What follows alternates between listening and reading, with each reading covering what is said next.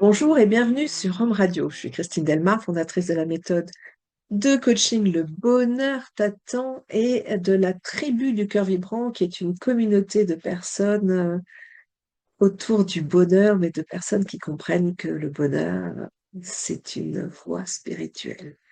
Alors, aujourd'hui, de quoi vais-je vous parler? Eh bien, aujourd'hui, je vais vous parler de trois notions, j'allais dire cousines, peut-être même sœurs, que sont l'intuition, la conviction intime et l'appel. Alors, tout ça, évidemment, comme je vous l'ai dit, c'est la même famille, mais il y a des petites subtilités là-dedans. Alors, l'intuition, vous savez, c'est quand vous pensez qu'il faut que vous fassiez quelque chose, là, il y a quelque chose qui vous dit qu'il faut que vous fassiez ça, que vous disiez ça, que vous alliez à cet endroit-là. Bon, très bien, on ne sait pas très bien d'où ça vient, c'est une intuition, voilà, c'est quelque chose d'un peu mystérieux. Il y a ensuite la conviction intime. Et là, c'est encore plus fort. Parce que vous savez à l'intérieur de vous qu'il faut que vous fassiez ça, que vous alliez là, ou que vous disiez ça. Et c'est quelque chose de beaucoup plus fort que l'intuition. Parce que la plupart du temps, on n'écoute pas son intuition. Il faut bien dire les choses comme elles sont. On écoute notre mental. Et notre mental qui n'aime que la raison, que ce qui a déjà été expérimenté ou compris. Eh bien, l'intuition, pour lui, c'est juste attention, secours, qu'est-ce que c'est que ce truc? On ne sait même pas d'où ça vient et ça nous dit de faire des choses. Eh bien, c'est regrettable parce que l'intuition, notre fameux sixième sens, nous indique souvent enfin souvent tout le temps la bonne direction à prendre. Et c'est sûr qu'il faut, comment dire, j'allais dire presque bétonner avec notre raison. Il faut suivre son intuition et après essayer d'utiliser aussi la raison parce que c'est un des outils que l'on a, nous les êtres humains, hein, que notre intellect, que notre mental, que notre raison. Mais il ne faut pas que la raison, comment dire, je vois bâillonne en fait, c'est l'image qui me venait, j'ai essayé de trouver les justes mots, l'image qui me venait, bâillonne notre intuition parce que notre intuition, elle mérite vraiment d'être suivie. Donc l'intuition, comme un petit vent qui passe comme ça, on ne sait pas trop d'où ni comment, mais qui nous dit de faire quelque chose. La conviction intime, c'est vraiment à l'intérieur de vous. C'est vos tripes, c'est votre cœur, c'est quelque chose de très puissant à l'intérieur. Très, très puissant. Et puis, il y a l'appel. Alors là, moi, je le ressens comme ça, c'est un peu différent. Bien sûr que c'est très lié et que l'appel entraîne la conviction intime, mais l'appel, c'est comme s'il y avait quelque chose à l'extérieur de vous qui vous appelait. D'ailleurs, le terme appel, ça veut dire que si on est appelé, il y a quelqu'un d'autre, il y a quelque chose qui nous appelle. Et là, bien sûr que vous avez toujours la possibilité de dire non, mais ça serait vraiment idiot. Parce que s'il y a un appel, vous savez, on parle d'appel en religion aussi, hein. Si on a un appel, c'est qu'on a vraiment quelque chose à y gagner. Et souvent, on ne sait pas justement ce qu'on a à y gagner. C'est ça qui est génial. Parce que c'est un pari, c'est l'aventure. euh, Moi, ça me met en joie. J'ai reçu beaucoup d'appels dans ma vie, des appels téléphoniques. Donc ça, c'est une petite joke. Une petite blagounette comme ça de passage. Mais j'ai reçu beaucoup d'appels et c'est très sérieux. Euh, j'ai reçu l'appel d'aller au monastère de Solan, qui est un monastère grec orthodoxe dans le sud de la France. J'ai eu l'appel d'aller en Inde la première fois pour mes 50 ans. Et je savais que j'avais besoin de suivre un traitement corps-esprit. Sinon, j'allais tomber malade. J'en avais vraiment la conviction intime. Donc, vous voyez, là, vous allez voir la différence. La conviction intime, c'est que je savais qu'il fallait absolument que je fasse quelque chose pour moi, corps et esprit, pour ne pas tomber malade. Mais j'avais l'appel de l'Inde. Pourquoi l'Inde? Moi, je n'étais à cette époque-là pas du tout intéressée par l'Inde. Je ne connaissais rien à l'Ayurveda. Moi, j'étais très branchée Chine-Japon. Donc, j'aurais pu me retourner vers la Chine avec la médecine traditionnelle chinoise, ô combien efficace. Mais non, l'appel, c'était l'Inde. Et donc, je suis partie en Inde. Alors, comment j'ai choisi mon centre de Panchakarma? mon centre d'Ayurveda. Eh bien, je suis allée sur Internet et surtout, je n'ai voulu écouter aucun conseil de mes amis.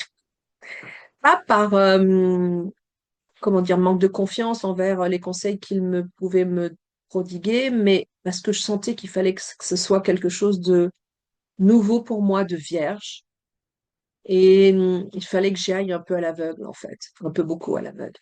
Et donc, j'ai regardé sur Internet les centres d'Ayurveda, j'en ai vu un, et ça a été celui-là. Euh, Ça correspondait à certains critères, personne ne le connaissait, personne ne l'avait testé avant moi. Ça m'avait l'air très local, parce que je voulais quelque chose de très juste, je voulais pas quelque chose pour touristes. Et en même temps, ça m'avait l'air sérieux, mais honnêtement, je n'avais aucun critère de jugement, aucune référence, aucun repère, donc c'était vraiment au pif, mes intuitions. Et je me suis inscrite. Je ne savais rien de l'Ayurveda. Je ne me suis pas intéressée auparavant à l'Ayurveda. Je me souviens juste que j'en ai parlé à une de mes amies qui m'a dit, ah oui, Christine, va en Inde, c'est pour toi. Et je me suis dit, tiens, ça a eu un écho particulier dans mes oreilles. Ok, ça a un peu confirmé. Alors j'étais là un peu hésitante, quoi, à partir en Inde, faire de l'Ayurveda, je n'y connais rien, je ne suis jamais allée, blablabla. Et, hum, et puis, en fait, c'était complètement fou parce que je me souviens, j'étais dans l'avion pour aller à Bombay.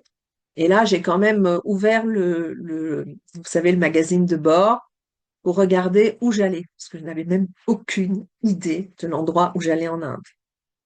C'est quand même un petit peu fou. Et pourtant, je suis quelqu'un de très curieux, je suis une intellectuelle, donc j'aime me renseigner, mais là, pas du tout. Et donc, j'ai vu, ah, ok, je suis en bas de l'Inde, ça va, je vais aller par là. Ok, parce qu'évidemment, je ne m'arrêtais pas à Bombay, il fallait que je reprenne un petit avion, un petit coucou pour aller dans un autre aéroport. Et là, j'avais encore, je ne sais pas combien d'heures de voiture pour arriver au centre. Mais c'était un appel. C'était un appel et les appels sont très forts. Vous ne savez pas euh, pourquoi vous êtes appelé, à quoi vous êtes appelé, mais vous êtes appelé. Et ça a été ce panchakarma, parce que c'est comme ça qu'on appelle cette cure ayurvédique de 3 semaines minimum. Il fait vraiment une détox totale. Ça a été en fait un pivot dans ma vie. Ça a tout changé en fait dans ma vie. Euh, Déjà, ça m'a permis de ne pas être malade, c'est déjà énorme parce que, comme je vous l'ai dit, en fait, c'est un énorme nettoyage corps-esprit. Et moi, en plus, ça a touché mon cœur. Donc, il y avait tout, mon âme, puisque j'ai rencontré une âme jumelle là-bas. Et donc, ça a vraiment changé ma vie. Ça m'a permis de mettre des stops, des limites là où je devais en mettre, et j'en avais vraiment quelques-unes à mettre. Et m'a permis aussi de rester sur la voie et de ne plus en partir. Donc, ça m'a donné cette solidité intérieure pour dire, je ne reprends pas ma vie d'avant, mais je trace une nouvelle voie qui est la mienne, en restant dans l'environnement qui était le mien à l'époque, mais je ne change pas, je ne fais pas de compromis, je ne lâche pas ma voie. Et donc, c'est là la force de l'appel. L'appel, j'en ai eu d'autres. J'ai eu l'appel, évidemment, de partir chez les Lakota, aux États-Unis, dans le South Dakota. Là aussi, pure folie, hein. Je suis partie sans rien connaître de la vie des Lakota là-bas sur place, sauf que c'était dangereux parce qu'il y a un niveau de criminalité important, beaucoup de drogués, beaucoup d'alcooliques, beaucoup d'accidents de voiture, beaucoup de meurtres, beaucoup de femmes qui disparaissent. Et moi, je partais seule. Mais l'appel, c'est l'appel. Et je vais vous dire, ma certitude en la matière, c'est quand vous êtes appelé et que vous y allez, vous êtes protégé. Et moi, je sais que j'ai été protégée en Inde et que j'ai été protégée chez les Lakota aussi. Rien ne m'est arrivé, au contraire, que des bonnes choses. Et je n'avais pas peur. Je n'avais pas peur sur place. Et quand j'étais en Inde, en train de faire mon panchakarma et que j'allais aller visiter la ferme, en fait, avoisinante du centre de panchakarma avec son directeur, eh bien, la veille, j'ai entendu danger, danger, danger, danger, danger, danger, danger, danger. Et moi, je disais, mais non, mais je veux y aller. Et quand je disais ça, ils me disaient danger, danger, danger. Cette voix qui me protégeait, qui me mettait en garde. Donc, vraiment, on est protégé quand on suit l'appel parce que l'appel vient d'en haut. J'allais dire de loin, enfin de loin, pas si loin que ça, de très près même, mais vient d'en haut.